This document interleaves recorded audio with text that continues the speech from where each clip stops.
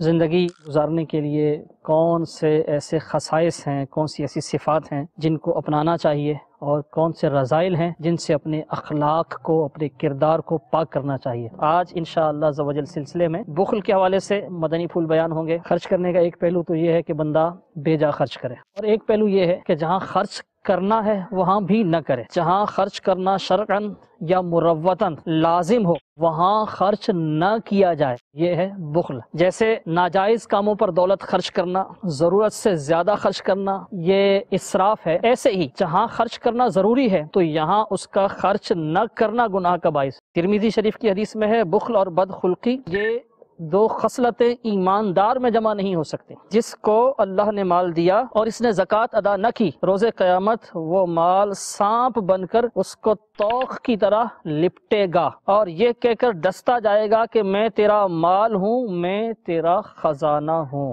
دیکھیے سلسلہ با مقصد زندگی بروز جمعرات مدینہ منورہ میں سپہر 3:45 بجے، پاکستان میں شام 5:45 بجے، مدنی چینل پر۔ صلو علی الحبیب صلی اللہ تعالی علی محمد۔ مجھے اپنی اور ساری دنیا کے لوگوں کی اصلاح کی کوشش کرنی ہے انشاءاللہ۔